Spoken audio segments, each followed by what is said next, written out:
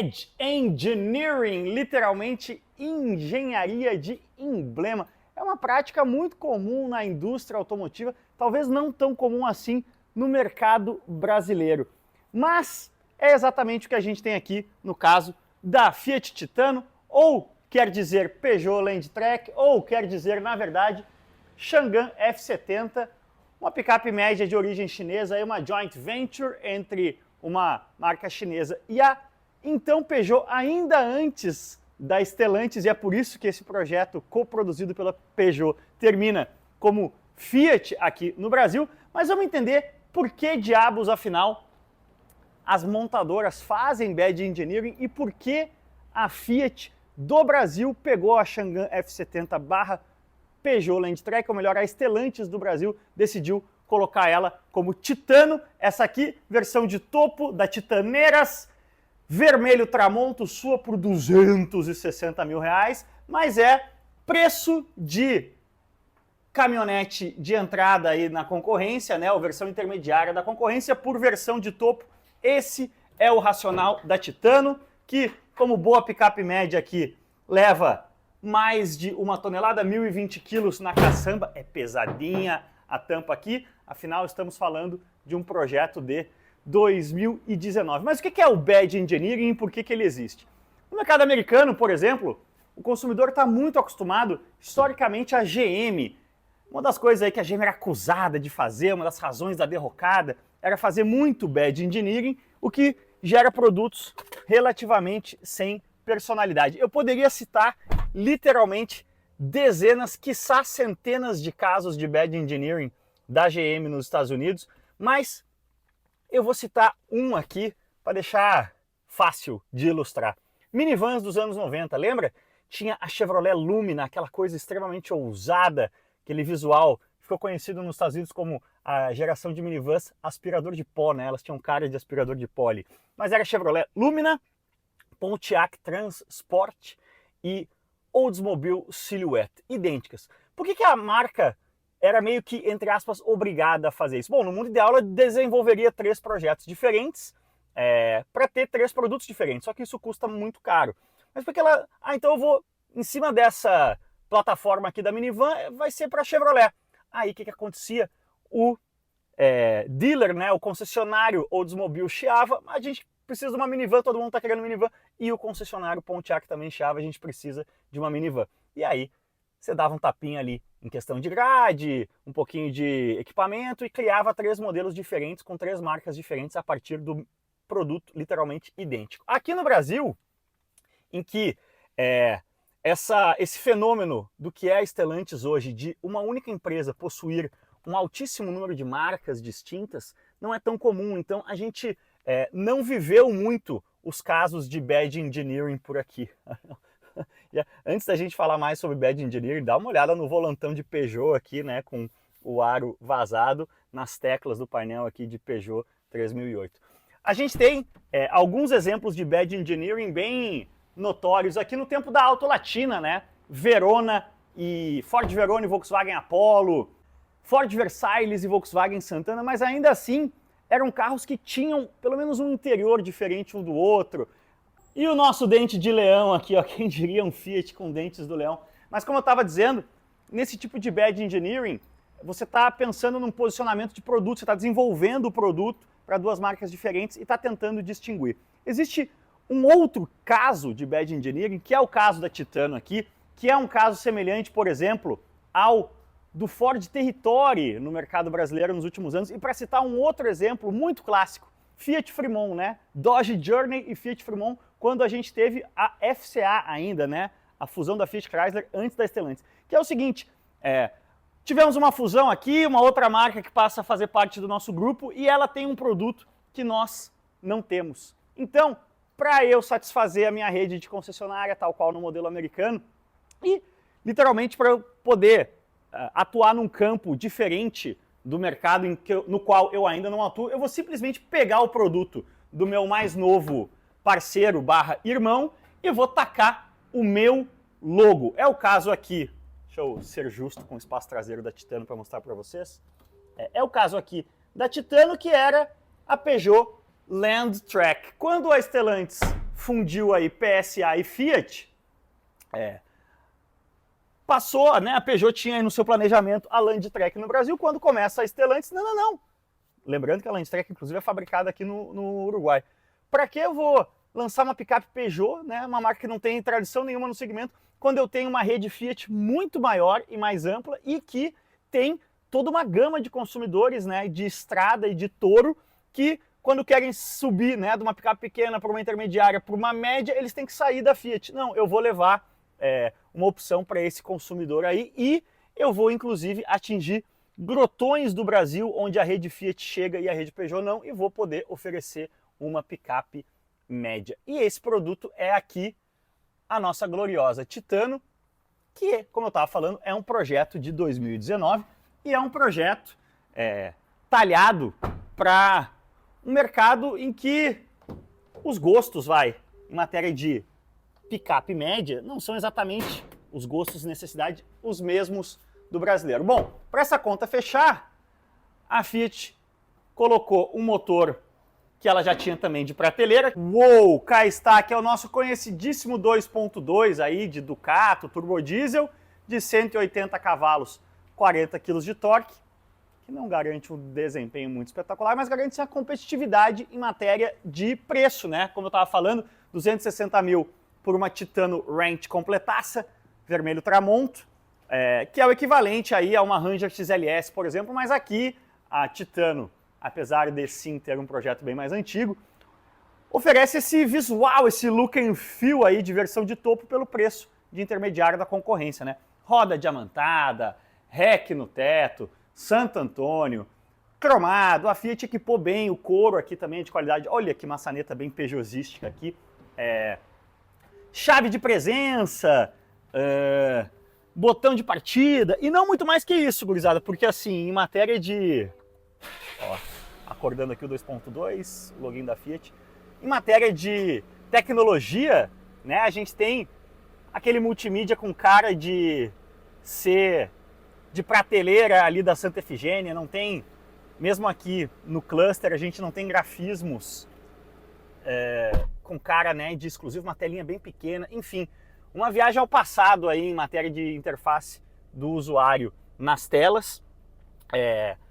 A gente tem a tração integral com reduzida, né? Isso aí também a concorrência oferece nesse preço, mas uma coisa importante, olha o pegador de porta aqui também, puxador que peugeotístico. Como eu falei, o couro também se destaca, um couro macio de boa qualidade. Mas enfim, um negócio de ocasião, né? Que a Fiat, a Stellantis, vamos dar nome aos bois bem dados, viu a oportunidade aí de, ao herdar a Landtrek no seu planejamento de produto, transformar isso num topo de gama de picapes, que é a Fiat, que tem uma base de clientes imensa de picapeiros aí, com estrada e touro vendendo a rodo, como venderam nos últimos anos, a Fiat não atendia. Lembrando que a Titano começa na versão básica manual por 215 mil a Endurance, um pouco salgada para uma versão pé de boi, e a versão intermediária Vulcano vem a 239, eu acho que vale mais a pena, aí tem um custo-benefício interessante. A questão é que a Titano, por ser esse produto aí vindo de uma série de adaptações e não ter sido talhado para o mercado nacional e também já ter certa idade de projeto, ela acaba tendo algumas características um pouco, vamos chamar de retrô, em matéria de comportamento dinâmico. Aquela picape zona média raiz de suspensão dura que acaba não gerando o rodar mais macio, mais confortável, mais como um carro, que é o que o consumidor dessa picape média de nova geração, como a nova Ranger, espera hoje em dia. Isso vai atrapalhar ela no mercado? Bom, atrapalhar vai, mas não significa que ela seja totalmente inviável no mercado. Então, bora seguir as minhas reflexões sobre a Titano e sobre Bad Engineering em movimento. Se arrumem aí, se acomodem. Não temos tetão, né? Como só ia acontecer na maioria das picapes médias, mas bora acelerar. Mas afinal, como anda, deputado? Olha, é aí que começam os problemas da Titano. Tanto que ela foi apelidada por alguns colegas aí da imprensa de Kikano. Eu estou de propósito aqui passando em algumas ruas não muito bem pavimentadas da Zona Oeste de São Paulo, para ver se vocês têm um pouco de... se eu consigo transmitir essa sensação. Em resumo, assim como o clusterzinho aqui com painel analógico faz com que a Titano pareça uma viagem ao passado, a 2019, quando a Chang'an F70 foi projetado, a questão da suspensão também. E aí, o que a gente ouve aí dos colegas que conversaram mais no evento de lançamento com os engenheiros da Fiat é que a Peugeot Landtrek, que manteve o acerto de suspensão original da F70, tinha uma suspensão não robusta o suficiente para o mercado brasileiro. E aí a Fiat teve que reforçar, e o resultado final é uma picape que, para mim, não remete a 2019, remete a 99.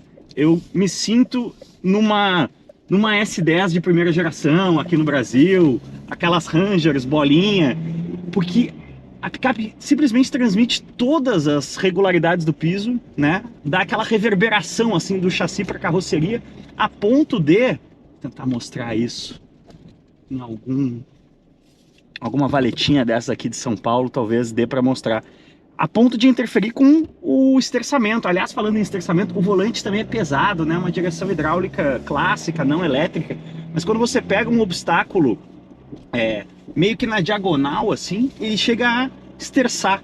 É um comportamento dinâmico bem raiz. E aí eu acho que talvez até quando a gente olha para o posicionamento do que vai ser a Titano, como eu falei no começo, né, eu vejo ela tendo apelo, primeiro para quem é muito comprador de ficha técnica e de equipamento, né, custo-benefício, 260 mil reais, uma versão de topo aqui, a Range, pelo preço de uma Ranger XLS, por exemplo.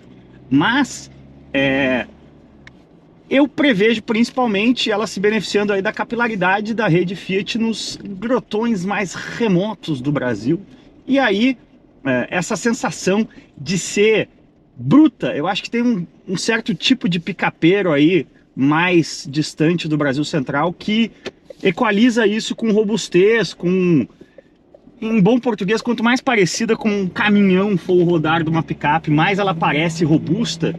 Talvez tenha apelo para essa galera, que é realmente quem a Fiat vai acabar atingindo, porque eu acho que o grande apelo de vendas é a Titano chegar onde uma rede Ford, uma rede Toyota muitas vezes não chega, já que a rede Fiat é disparada aí, maior do que essas aí.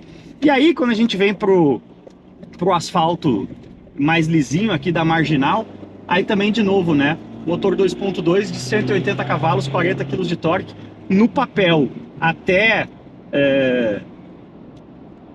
números interessantes, né? Números semelhantes aí aos da Ranger 2.0, mas é uma caminhonete de 2.100 kg, até não é extremamente pesada, mas talvez, acho que o câmbio de apenas 6 marchas, olha aqui, como dá pra, eu não sei se na câmera capta assim, mas é impressionante o que você sente, o que está passando no solo, transparece aqui para a caixa de direção e para a cabine. Mas, como eu vinha falando, 0 a 100 em 11.9, né, 12 segundos. Aqui a gente vê, ó, 40 kg de torque. Ela até embala, mas me parece que um câmbiozinho de... Pô, a gente tem 9 marchas na Toro, um câmbio de 6 marchas aqui, parece que deixa a desejar no sentido de aproveitar toda essa potência, né? Ainda mais se outro consumidor em potencial da Titano é justamente o cara que veio de uma estrada, subiu para uma Toro e agora ele quer realmente entrar para o mundo da picape média. Aí o cara fazer um downgrade de uma Toro de 9 marchas para uma Titano de 6 marchas também me parece contraproducente. Mas são as realidades de você simplesmente pegar um projeto copy-paste e botar a sua marca aqui, botar o logo. Olha como aqui, ó, dá pra ver como trepida um pouco o volante nessas regularidades. Se você deixar uma mão só, fica mais nítido. Mas são as consequências de você pegar, pá, jogar um logo Fiat num volante que é claramente de Peugeot, né? As teclas de Peugeot 3008 aqui, num Peugeot que na verdade é uma joint venture com um produto chinês de 2019. Então, a gente entende as razões pelas quais a Fiat fez isso. Faz sentido dentro do line-up da Fiat, especialmente faz muito mais sentido a Chang'an F70 no Brasil ser uma Fiat Titano do que uma Peugeot Landtrek, justamente para poder se beneficiar de toda a tradição e de toda a base de clientes de picape que a Fiat tem com anos de sucesso aí de estrada e de Toro, mas não esperem estar diante de um produto estado da arte, como diria Bob Sharp. É um tapa-buraco. Como o próprio Territory, que eu falei no começo, também é um tapa-buraco para a Ford, né? Foi a forma que a Ford encontrou de ter um SUV médio de prateleira competitivo no Brasil. É um bom produto o Territory, só que de Ford ele não tem nada. Eu diria que a Titano é parecida à conclusão final, né? É um produto que vai ser um produto que vai atender muita gente, mas não tem o DNA Fiat, e isso é uma pena, porque justamente essa qualidade ao rodar é uma das características, né, de estrada e de Toro, e que não transparece aqui, e também não temos um desempenho que constitua um upgrade para o cara que vende uma Toro, né? Vamos ver o que a Titano vai conseguir fazer no mercado nacional, mas a gente sabe que vai ser um produto de nicho. Eu acho que vai deixar muito concessionário Fiat feliz, né? O cara que passa a ter um produto para oferecer, principalmente o cara de lugares mais remotos, né? Vou citar aqui a minha passageira, Roberta. Pode dar oi, Roberta. Oi, gente. De fato, o que você achou da qualidade ao rodar da Titano? Na cidade achei meio chatinha de circular, mas achei grandona. Não prestou atenção em nada do que eu falei, porque ela estava lendo o jornal, mas assim... Não, assim, o lance de que, cara, por isso que eu achei chatinha de dirigir na cidade. O bareando da cidade, o buraco, não foi bacaninha. Porque... Mas, sei lá, acho que era o que eu esperava quando eu entrei nela, porque ela é grandona, e pra mim carro grandão faz isso. Fazia, não faz mais. No auge da minha ignorância. Mas a Roberta, a família da Roberta, é de uma cidade bem no interior do Rio Grande do Sul, chamada São Gabriel, 80 quilômetros da fronteira com o Uruguai, é isso? Cuja única concessionária da cidade é a concessionária Fiat. Então, para o cara que mora em São Gabriel e tem uma Toro, a Titano vai fazer bastante sentido. Para esse concessionário do São Gabriel, que perdia esse cliente para um cara que ia para Porto Alegre comprar uma picape média, vai fazer mais sentido ainda. E eu tenho certeza que o negócio, né, o quanto vai pagar na troca de uma Toro para esse cara lá, o melhor negócio que ele vai conseguir vai ser numa Titano, e assim a Titano vai fazer algum volume, sim. Só não esperem que a Titano venha para brigar pela liderança, venha para incomodar Hilux, Ranger S10, e muito menos, ou melhor, no máximo, vai roubar aí, não é que vai roubar, pode roubar de vários desses, mas em matéria de volume de vendas, ela vai ficar ali no patamar, quem sabe, de Frontier, de Amarok, de L200, e não das Big Three do nosso mercado de picapes médias. Beleza, galera? Concorda, discorda? Diz aí nos comentários o que você achou da Titano. Deixa o like nesse vídeo, joinha, ajuda a gente mais, se inscreve no canal, que também é fundamental, e como sempre, valeu demais, cuide-se bem, e aquele abraço. Ó, vou botar no modo esporte aqui, uou, power! Modo esporte com câmbio de 6 marchas não vai gerar números ou reações. Olha, mas tá embalando, bora.